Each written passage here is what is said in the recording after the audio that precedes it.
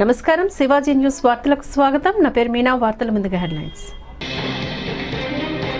ఇవన్నీ కలిపితే మీరు చూస్తే tariff increase 16,699, true up or fuel surcharge.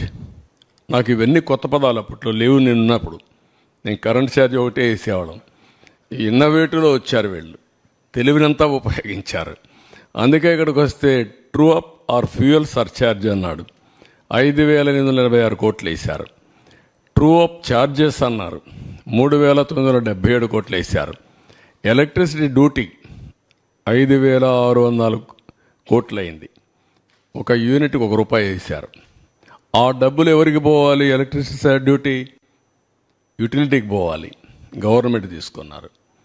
Government ఇవ్వవలసినటువంటి tariff variation ఉంటుంది. అగ్రికల్చర్కు మేము గ్యారంటీ ఇస్తాం, అది గవర్నమెంట్ పే చేయాలి. అది పే చేయలేదు. గవర్నమెంట్ పే చేయాల్సింది పే చేయలేదు. ఎలక్ట్రిసిటీ డ్యూటీ వేసి ఇందులో ఆదాయం సంపాదించుకున్నాడు గవర్నమెంట్. మళ్ళీ అలాంటి వేరియేషన్ చేశారు. టోటల్గా వచ్చే కొందికి 32,166 కోట్లు అయింది. ఇందులో మీరు చూస్తే 8,180 కోట్లు ఒక్క డొమెస్టిక్ కన్జ్యూమర్స్ పైన పడింది. ఆవరేజ్ టారిఫ్ డొమెస్టిక్ కన్జ్యూమర్స్ మీరు చూస్తే ₹3.87 నుంచి ₹5.63 పెరిగింది. అంటే 45% డొమెస్టిక్ అంటే ఇంటికి వాడేవాళ్ళపైన కరెంట్ ఛార్జ్ పెరిగాయి. పూర్ కన్జ్యూమర్స్ ఎక్కువ సఫర్ అయ్యారు. పేదవాళ్ళ మీద భారం ఎక్కువ పడింది. అంటే 78-99% వాళ్ళ మీద పెరిగింది. ఇంకొక పక్కన మిడిల్ క్లాస్ చూసి 29% పెరిగింది. మొత్తం 1,53,00,000 మంది కన్జ్యూమర్స్ సఫర్ అయ్యారు. ఇంకొక పక్కన పెండింగ్ ఉంది. ఇప్పుడు మళ్ళీ 17,137 కోట్లు ట్రూ అప్ ఫ్యూయల్ ఛార్జెస్ ఏపీఆర్సీలో పెండింగ్ ఉన్నాయి. ఇది మోర్ రిలవెంట్. 50 యూనిట్లు వాడే వాళ్ళందరికీ ₹1 నుంచి ₹1.99 పెరిగింది. 100 యూనిట్లు వాడే వాళ్ళకి ₹2.44 నుంచి ₹4.53 పెరిగింది. 86% పెరిగింది. 200 యూనిట్లు వాడేవాడికి ₹6.32 నుంచి ₹1,123 పెరిగింది. 78% పెరిగింది. 300 యూనిట్లు వాడేవాడికి 1,573 నుంచి 2,034 అంటే 29%. ఎప్పుడూ మాట్లాడుతూ ఉంటాడు పెత్తందారులని. ఈ పెత్తందారు చేసిన పనికి పేదవాడు చితికిపోయే పరిస్థితి వచ్చింది. పేదవాడి మీద భారం పడింది. పేదవాళ్ళు నడ్డి విరిచే పరిస్థితికి వచ్చాడు. అన్నింటికంటే ముఖ్యంగా 50 యూనిట్లు వాడిన వ్యక్తులపైన 98% పెంచారు. 100% భారం మోపారు. ఎనర్జీ ఎఫిషియన్సీ ఇంప్లిమెంటేషన్లో అందులో రెడీనెస్లో వరల్డ్ బ్యాంక్ కూడా నెంబర్ 1 ప్లేస్ ఇచ్చారు. ఫస్ట్ ర్యాంక్ ఇచ్చారు. నెక్స్ట్ ఇక్కడ మీరు చూస్తే ఏపీ జెన్కో ఇన్స్టాల్డ్ కెపాసిటీ 4,114 మెగావాట్ల నుంచి 3,099 మెగావాట్లు పెంచాం. 75% పెరిగింది. 7,213 మెగావాట్లు అయింది. ట్రాన్స్మిషన్ కెపాసిటీ 29,863 MVA నుంచి 17,124 MVA పెంచాం. ఈ దగ్గర 57%. 46,987 MVA పెరిగింది. Installed renewable energy capacity solar, wind రెంట్లో కూడా బ్రేకప్ ఇచ్చారు. 1,342 మెగావాట్ల నుంచి 6,374 మెగావాట్లు పెంచాం. 475%. 7,716 మెగావాట్లు అయ్యింది. సోలార్ కెపాసిటీ 66 నుంచి 2,979 మెగావాట్లు పెంచాం. 45.14% పెరిగింది. 3,045 మెగావాట్లు పెరిగింది. 4,514%. విండ్ 731 మెగావాట్ల నుంచి 3,346 మెగావాట్లు అదనంగా పెంచాం. 458%. అదే మొత్తం చూస్తే ఏంటో బ్యాటరీ అయిపోయినట్టుంది. 4077 మెగావాట్లు అయింది. టోటల్ జనరేషన్ కెపాసిటీ 5456 ఉంటే దాన్ని 9473 పెంచి కట్ అయిపోతుంది చూడండి. 9473 మెగావాట్లు పెంచి 174% పెంచి 14,929 మెగావాట్లు చేశాం. గవర్నమెంట్లో కూడా ఉండేవాళ్ళు మరి పని చేస్తున్నారు. వారసత్వంగా వచ్చాయి మాకు ఇవన్నీ. తొలి రోజు వస్తే కమ్మోడు కూడా పనిచేయాల, రూములు పనిచేయాల, ఏసీలు పనిచేసే పరిస్థితి లేదు. ఇక్కడ ఎవడో పట్టించుకున్న నాదుడు కనపడలేదు కదా. అట్లా తయారైపోయారు. మన రూమ్లో కూడా ఏం పని చేయకుండా ఉండే పరిస్థితి వచ్చేసింది. ఆ రూమ్కి ఎవరు వచ్చినట్టు లేరు.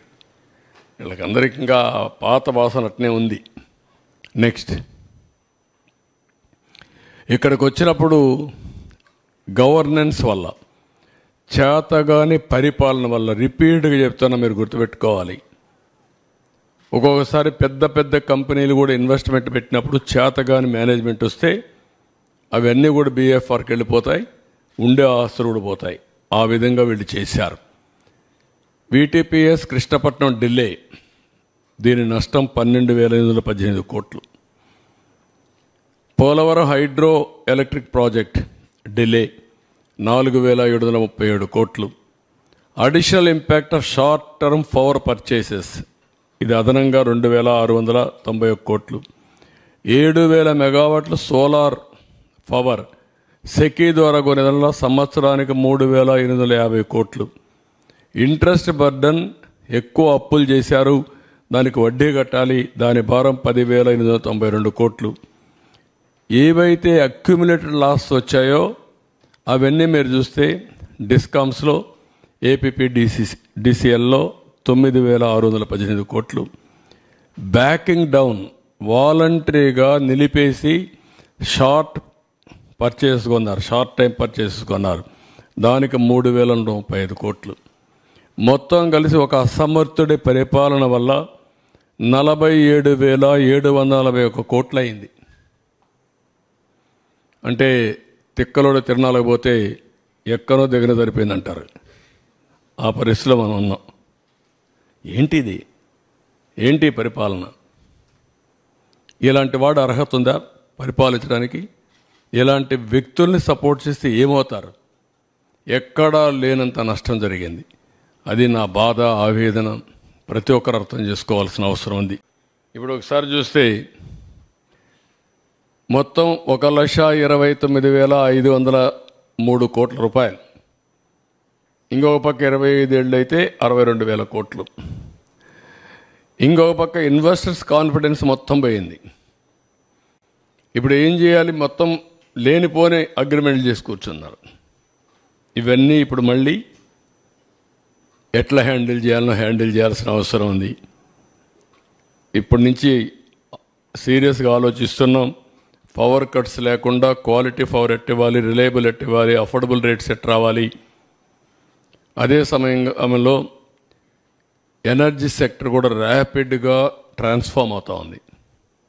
చాలా మార్పులు చేర్పులు వస్తున్నాయి, ఊహించిన పరిణామాలు వస్తున్నాయి.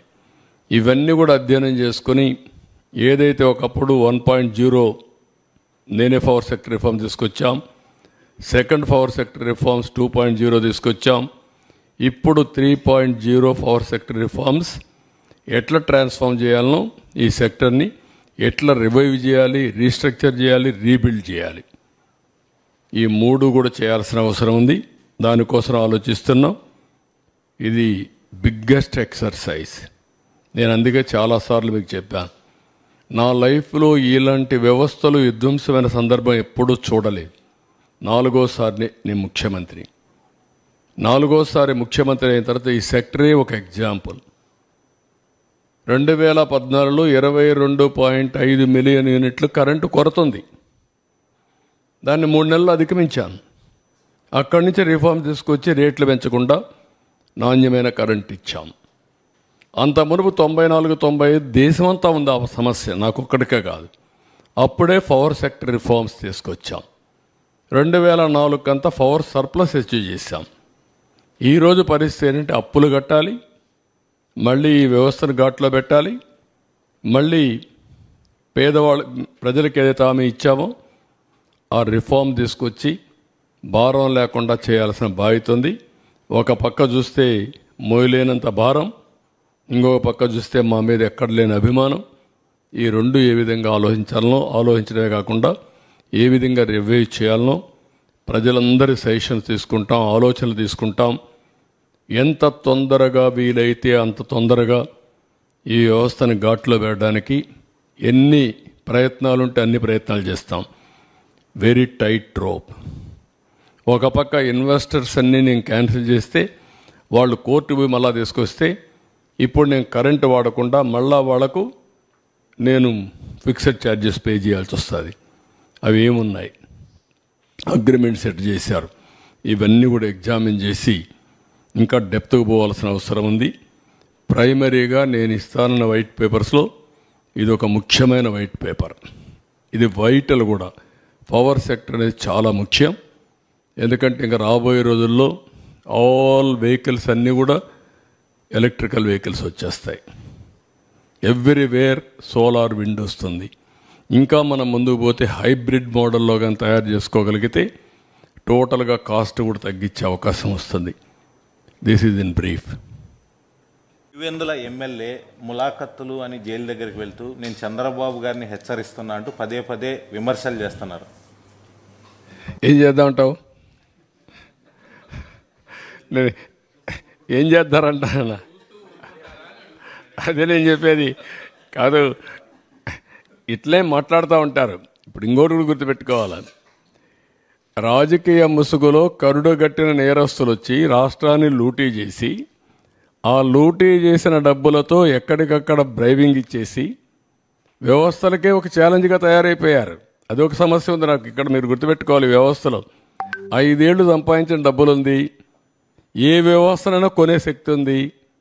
ఆ వ్యవస్థను కొనే పరిస్థితికి వస్తారు. అందుకే మార్నింగ్ కూడా బ్యాంకర్స్ అని చెప్పాను, 200-500 రూపాయలు రద్దు చేయండి, క్యాష్లెస్ విలేజెస్ ఉండేట్టుగా ఎక్కడ చూసినా డిజిటల్ కరెన్సీ ప్రమోట్ చేయండి మీరు అని చెప్పాం.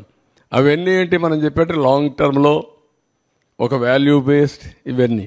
కానీ ఇప్పుడు ఎట్లా ఫేస్ చేయాలి? ఇవన్నీ ఉంటాయి. ఎవరు ఎన్ని అరిచినా ఎన్ని బెదిరింపులు చేసినా ఐఎమ్ వెరీ క్లియర్.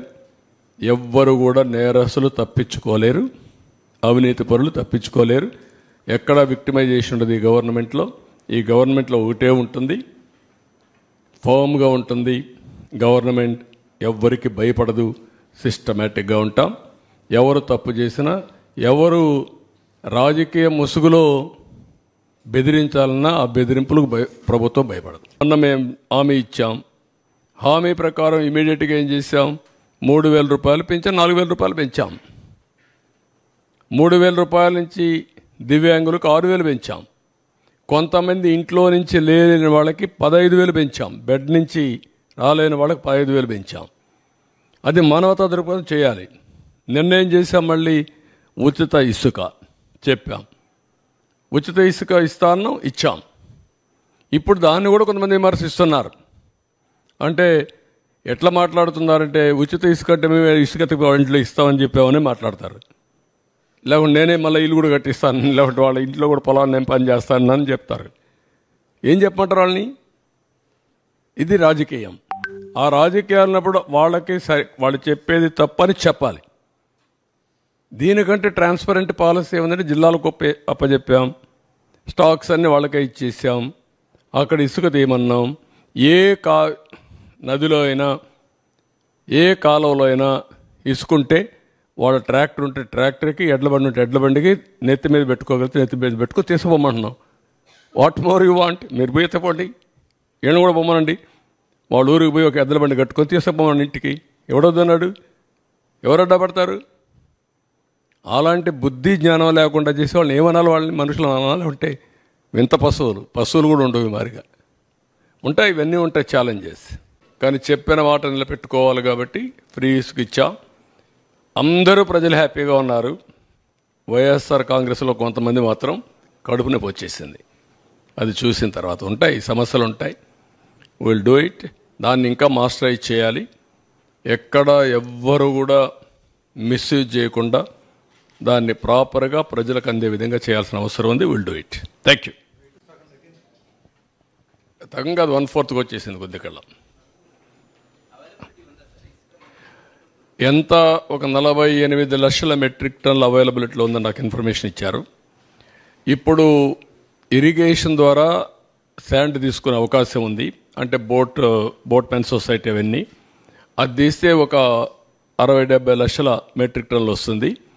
ఆ రేటుకే వాళ్ళు చేసిన రేటు సేనరైజ్ చేసి ఎక్కడ రేటు అక్కడ తీసేపోమంటున్నాం. జిల్లా అడ్మినిస్ట్రేషన్ డిసైడ్ చేసుకుంటారు. ఈ 3 నెలలు మేనేజ్ చేస్తారు. తర్వాత కొత్త పాలసీ వస్తుంది. అందరికి ఇబ్బంది ఏంటంటే పవర్ ఇంటరప్షన్స్ లేకుండా చేసే బాధ్యత నాది. అది రేపు ఎల్లుండి చేస్తాం. ఇప్పుడే చెప్తున్నా మీ అందరి ముందర మా విజయానందకి ట్రాన్స్కోకి అందరికీ చెప్తున్నా. We are very clear. I'm very clear. Everywhere meters ఉంటాయి. Be careful. ఎవడైనా సరే ఎక్కడైనా సరిగా పని చేయకపోతే ఆ రికార్డు తీసుకొని will take firm action. Voltage ఉంటుంది, ఎప్పుడు కట్ అయ్యేది ఉంటుంది, అప్ టు సబ్స్టేషన్ వరకు ఉంటుంది, ఈవెన్ ఇంటి వరకు కూడా ట్రాక్ చేసే అవకాశాలు ఉన్నాయి. కాబట్టి ఎక్కడైనా సరే అది ఉంటే ఆ సిస్టమ్ ఎస్టాబ్లిష్, ఆ సిస్టమ్స్ కూడా చంపేశారు. ఒకప్పుడు ఇక్కడ కంట్రోల్ రూమ్ పోతే యూ కెన్ మానిటర్ ఎవ్రీథింగ్. ఇప్పుడు ఆ రికార్డ్స్ కూడా లేకుండా చేశారు. వీళ్ళని కూడా డిస్టర్బ్ చేశారు. వీళ్ళు వచ్చిన తర్వాత దేవుడు పట్టించుకోదు, వీళ్ళు పట్టించుకోడు వదిలేశారు. Now I'm asking them, current కోతలు అనేది రాకూడదు, లో వోల్టేజ్ ఉండకూడదు, కరెంటు క్వాలిటీ ఇవ్వాలి. దట్ నిన్న మొన్న కూడా కొన్ని కంప్లైంట్స్ వస్తున్నాయి. You alert everybody by taking teleconference and video conference. Not ఎవన్ single complaint రావడానికి వీల్లేదు. ఒరిజినల్గా మీరందరూ గుర్తుపెట్టుకోవాల్సింది, ఒరిజినల్గా రిఫార్మ్స్ తెచ్చిన ముఖ్యమైన ఉద్దేశం ఏంటంటే నాణ్యమైన కరెంటు తక్కువ ధరకు ఇవ్వడానికి పవర్ సెక్టర్ రిఫార్మ్స్ తీసుకొచ్చాం. అందుకే ఎలక్ట్రిసిటీ డిపార్ట్మెంట్లో మీరు చూస్తే అన్ని డిపార్ట్మెంట్ల కంటే ఎక్కువ శాలరీస్ ఎలక్ట్రిసిటీ డిపార్ట్మెంట్లో ఉంటాయి. ఎందుకంటే ఇక్కడ కష్టపడి పని చేస్తున్నారనే ఉద్దేశంతో రిఫార్మ్లో ముఖ్యమైన ఉద్దేశం ఎంప్లాయీస్ హ్యాపీగా ఉండాలి, మెరుగైన సేవలు కన్జ్యూమర్స్కి అందించాలి.